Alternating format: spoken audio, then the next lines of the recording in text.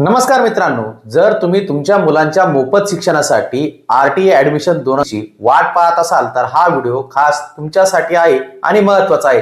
कारण आजच्या ह्या व्हिडिओमध्ये आपण आरटीए बद्दलची ए टू झेड माहिती जाणून घेणार आहोत.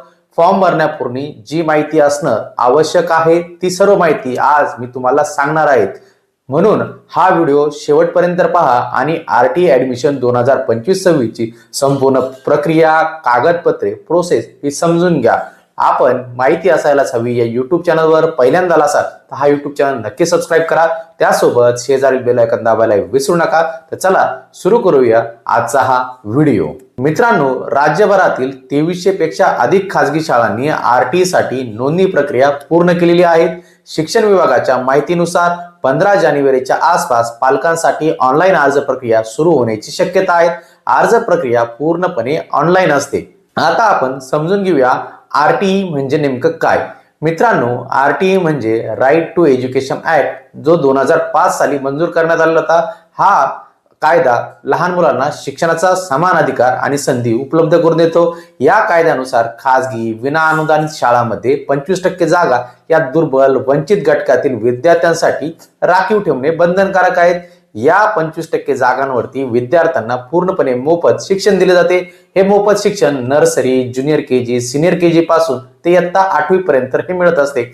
आता आपण समजून घेऊया आरटीए ऍडमिशनची प्रक्रिया ही कशा पद्धतीने असते. आरटीए अंतर्गत प्रवेश मिळवण्यासाठी पालकांना सरकारी पोर्टलवरती ऑनलाईन अर्ज करावा लागतो. जर अर्जांची संख्या ही 25% आरक्षित जागांपेक्षा जास्त झाली तर सोडत म्हणजेच लॉटरी पद्धतीने प्रवेश हा दिला जात असतो. लॉटरीमध्ये नाव लागले तरच आपल्याला प्रवेश हा मिळत असतो. आता आपण बघूया आरटीई साठी कोणकोणती बालके ही पात्र असतात. आरटीई अंतर्गत पात्रता 2 गटामध्ये विभागली गेलेली आहेत. पहिलं म्हणजे आर्थिकदृष्ट्या दुर्बल घटक. ज्या कुटुंबाचं एकत्रित वार्षिक उत्पन्न 1 लाखापर्यंत आहे त्यांना आर्थिक दुर्बल घटकांमधनं अर्ज करता येतो. त्यासोबतच वंचित घटक, अनुसूचित जाती, इतर मागासवर्ग, अनुसूचित जमाती, सर्व जाती धर्मातील दिव्यांग बालके, HIV बाधित किंवा प्रभावित बालके या आरटीए अंतर्गत प्रवेश घेऊ शकतात. त्यासोबतच हा आरटीए अंतर्गत म्हणजे राईट टू एज्युकेशन ऍक्ट अंतर्गत आपल्याला कोणकोणत्या शाळांमध्ये प्रवेश मिळतो तेही समजून घेऊया. सर्व माध्यमांच्या शाळांमध्ये आपल्याला आरटीए अंतर्गत प्रवेश देण्यात येतो, ज्यामध्ये राज्य मंडळ, सीबीएसई, आयसीएसई, आयबी बोर्ड, विनाअनुदानित, कायम विनाअनुदानित, स्वयंअर्थसहाय्यित शाळा यामध्ये पात्र असतात किंवा आपण तिथे प्रवेश घेऊ शकतो. त्यासोबत खालील शाळांना आरटीई लागू होत नाही तेही समजून घेऊया. यामध्ये मदरसा, मक्तब, धार्मिक पाठशाळा आणि अल्पसंख्याक शाळा यामध्ये आरटीई लागू होत नाही.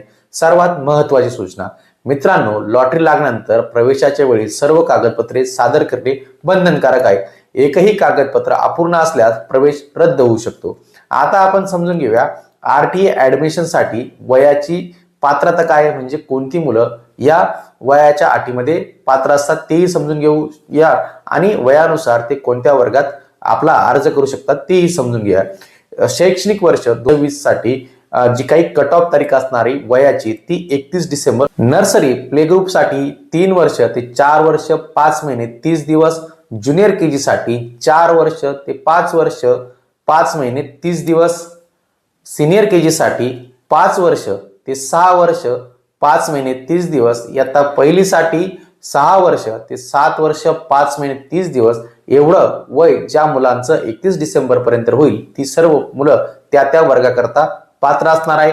पालक किती शाळांमध्ये अर्ज करू शकतात तेही समजून घ्या. पालक जास्तीत जास्त 10 शाळांचे पर्याय हे निवडू शकतात. यामध्ये 1 किलोमीटर, 3 किलोमीटर किंवा त्यापेक्षा जास्त अंतरातील शाळा या निवडता येतात.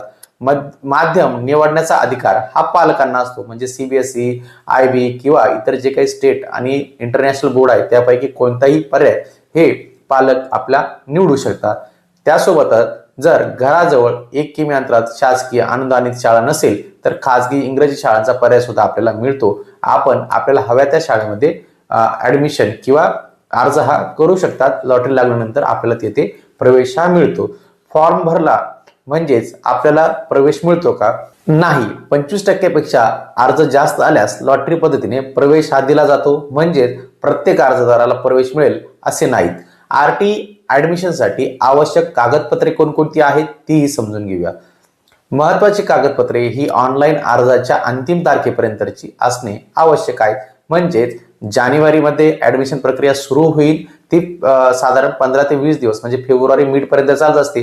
ऍडमिशन प्रक्रिया संपण्याच्या आत आपली सर्व कागदपत्र असणं आवश्यक असतं. त्यानंतरची कोणतीही कागदपत्र ही ग्राह्य धरली जात नाही. क्युरीमध्ये ती अर्ज हे बाद केले जातात किंवा प्रवेशाच्या वेळी सुद्धा ते अर्ज बाद केले जात असतात. याची महत्वाची दक्षता घ्यायची. आता आपण बघूया कोणकोणती आवश्यक कागदपत्र सादर करणं आपल्याला गरजेचं असतं.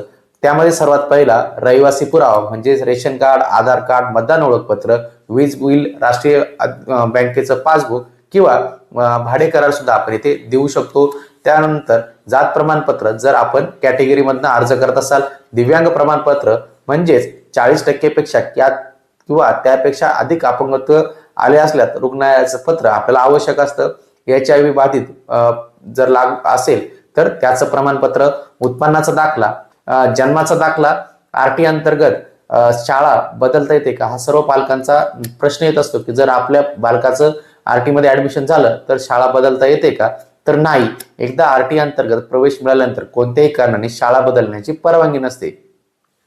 जर आपण शाळा बदलली तर आरटीचा लाभ आपला हा बंद होत असतो. तर मित्रांनो, आज आपण ह्या व्हिडिओमध्ये समजून घेतले आहे की आरटी ऍडमिशन 2026 ची जी काही प्रक्रिया आहे ती कशा पद्धतीने असणार आहे याची सविस्तर माहिती जाणून घेण्याचा प्रयत्न आज आपण या व्हिडिओमध्ये केलेला आहे.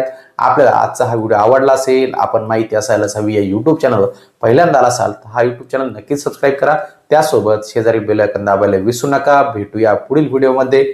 धन्यवाद.